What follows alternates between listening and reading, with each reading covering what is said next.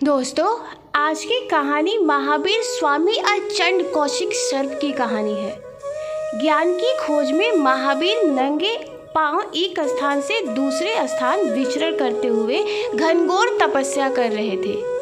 एक बार वह स्वतांबी नगरी जा रहे थे, जिसका रास्ता एक घने जंगल से होकर गुजरता था, जिसमें चंड कौशिक नाम का एक भयंकर सर्प रहता था। उस सर्प के बारे में प्रसिद्ध था कि वह सदा क्रोध में रहता है और उसके देखने मात्र से ही पक्षी, जानवर या इंसान की मृत्यु हो जाती है। जब महावीर उस जंगल की ओर बढ़े तो ग्रामीणों ने उन्हें चंड कौशिक के बारे में बताया और उधर न जाने का निवेदन भी किया। पर अहिंसा के मार्ग पर चलने वाले महावीर तो भय रहित थे। उन्हें किसी के प्रति नफरत नहीं थी और वे डर और नफरत को स्वयं के प्रति हिंसा मानते थे। उनके चेहरे पर एक तेज था और वे साक्षात करुणा की मूर्ति थे। उन्होंने गांव वालों को समझाया कि वे भयभीत ना हो और जंगल में प्रवेश कर गए। कुछ देर चलने के बाद जंगल की हरियाली छीड़ पड़ने लगी और भूमि बंजर नजर आने लगी।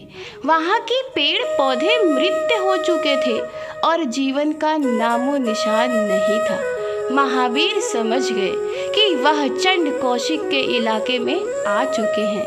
वे वहीं रुक गए और ध्यान की मुद्रा में बैठ गए। महावीर के हृदय से प्रत्येक जीव के लिए कल्याण और शांति और करुणा बह रही थी। महावीर की आहट सुन चंड कौशिक फौरन सतर्क हो गया और अपने बिल से बाहर निकला। महावीर को देखते ही वह क्रोध से लाल हो गया और मन ही मन सोचने लगा, इस तुच्छ मनुष्य की यहाँ तक आने की हिम्मत कैसे हुई। वह महावीर की ओर अपना फन ऊंचा कर फुफकारने लगा, पर महावीर तो शांत चित्त हो अपनी ध्यान मुद्रा में बैठे रहे और जरा भी विचलित नहीं हुए। यह देख चंड कौशिक को और भी क्रोधित हो गया और उनकी ओर बढ़ते हुए अपना फन हिलाने लगा। महावीर अभी भी शांति से बैठे रहे और न भागने की कोशिश की और न ही भयभीत हुए। सर्प का क्रोध बढ़ता जा रहा था। उसने फौरन अपना जहर महावीर के ऊपर उड़ेल दिया, पर ये क्या, महावीर तो अभी भी ध्यान मग्न थे। उस घातक विष का उन पर कोई असर नहीं हो रहा था। चंड कौशिक को विश्वास नहीं हो रहा था कि कोई मनुष्य उसके विष से बच सकता है। वह बिजली की गति से आगे बढ़ा और महावीर के अंगूठे में अपने दांत गड़ा दिए, पर ये क्या, महावीर अभी भी ध्यान मग्न थे और उनके अंगूठे से खून की जगह दूध बह रहा था। अब महावीर ने अपनी आंखें खोली। वह शांत थे। उनके मुख पर ना कोई भय था, ना ही कोई क्रोध। वे चंड कौशिक की आंखों में देखते हुए बोले, उठो उठो चंड कौशिक, सोचो तुम क्या कर रहे हो। उनके वाणी में प्रेम और स्नेह था। चंड कौशिक ने इससे पहले कभी इतना निर्भय और वात्सल्यपूर्ण प्राणी नहीं देखा था। वह शांत हो गया। अचानक ही उसे अपने पिछले जन्म याद आने लगे। अपने क्रोध और अभिमान के कारण आज वो जिस स्थिति में पहुंच गया था उसे ज्ञात हो गया। अचानक आए इस ज्ञान से उसका हृदय परिवर्तन हो गया और वह प्रेम और अहिंसा का पुजारी बन गया।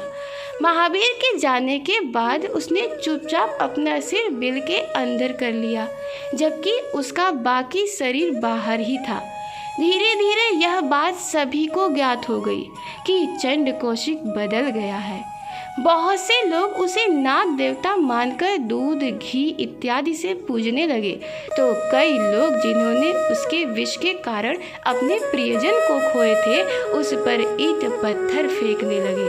चंड कौशिक न क्रोधित हुआ और न ही किसी का विरोध किया और लहू लहान उसी अवस्था में पड़ा रहा। रक्त, दूध, मिष्ठान आदि की वजह से जल्दी वहाँ चींटियों के झुंड आ पहुँचे। चींटियों के काटने के बावजूद वह अपने स्थान से नहीं हिला कि कहीं कोई चींटी दबकर मर न जाए। अपने इस आत्म संयम और भावना पर नियंत्रण के कारण उसके कई पाप कर्म नष्ट हो गए और मृत्यु उपरांत वह स्वर्ग को प्राप्त हुआ।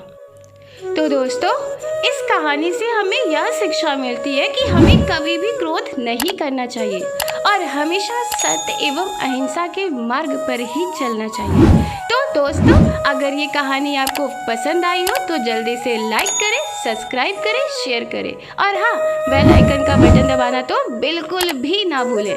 मिलते हैं अगली कहानी में अगले कॉन्सेप्ट के साथ। तब तक के लिए बाय बाय।